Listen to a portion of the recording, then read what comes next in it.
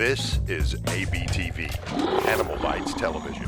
Happy Halloween, you bunch of nerds! It's that wonderful time of year where you can be whoever you want for one beautiful October night of debauchery and spooks. But here's a question. Why are humans the only one who get to enjoy this holiday? Other than the occasional tiny dog that hates his pumpkin costume, animals are, as usual, completely excluded. Or are they? Some reptiles and amphibians love Halloween so much that they live every day looking like they just crawled up from the bowels of hell. So in this special Halloween episode, we're going to take a closer look at some of these spooky squamates and Halloweeny herps. My name is Jason Miller, and you're watching 5 Weird Animal Facts. Number 1. The earless monitor. Contrary to its name, this prehistoric-looking swamp creature isn't really a true monitor lizard. It's actually the only member of the family Lanthanotidae. What's so special about this group is that they're related to both varanids, the monitor lizards, and helodermatids, the beaded lizards and Gila monsters, suggesting a common ancestor between these two groups. The lizard is native to northern Borneo and has unfortunately become very rare partially due to illegal smuggling for the pet trade. If I may hop on my soapbox real quick.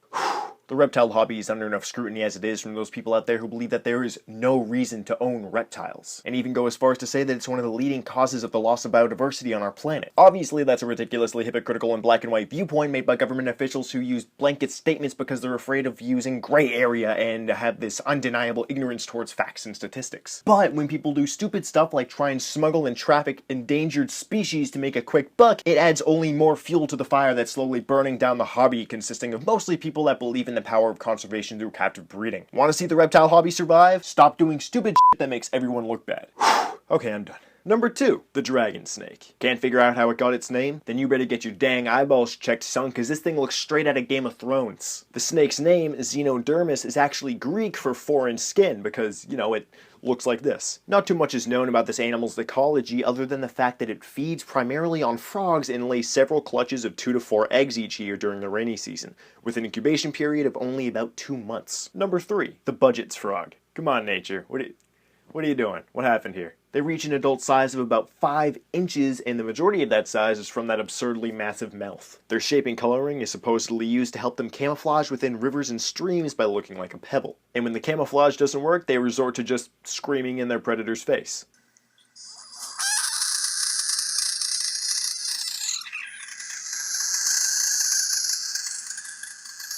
I need one immediately. Number 4. This is a big one, guys. For a while now, the next reptile on this list has been my all-time favorite animal, the Tuatara. Why do I love the Tuatara so much? Let me count the ways. First of all, even though it looks like one, it's not actually a lizard. It's the sole survivor of an ancient order of reptiles called rhynchocephalians. I know I pronounced that wrong, but I'm okay with it. Believe it or not, lizards are more closely related to snakes than they are to tuataras. Reptiles in this order were once found worldwide hundreds of millions of years ago, but tuataras are the only ones that managed to survive to modern times. They are endemic to New Zealand and are currently listed as endangered due to habitat loss and the introduction of invasive species. They also mature and reproduce very slowly, which makes conserving them that much harder. They reach sexual maturity at 20 years old, reach their full adult size at 35 years old, and can live to be over 100 years old. Females only reproduce every 3 to 5 years, and when they do, they remain gravid for up to 9 months before laying their eggs. Add on to that the 11 to 16 months that the eggs take to hatch, and you end up with some very patient conservationists. I could ramble on about tuataras until Thanksgiving, but instead, it's time to move on to number 5, the greenings frog. Notice anything unusual? How about the dozens of bony spines protruding from its skull? Yep.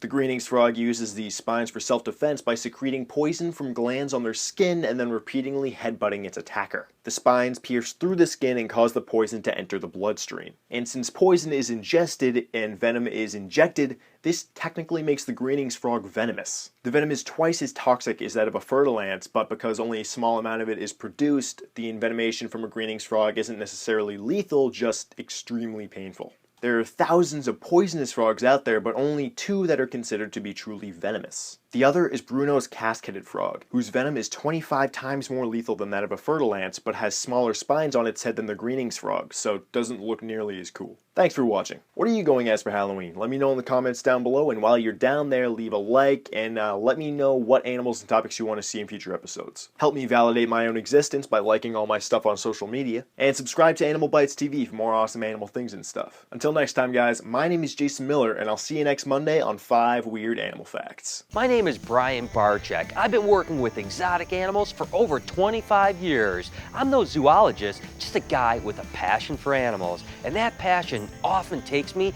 on animal adventures around the world. This is ABTV,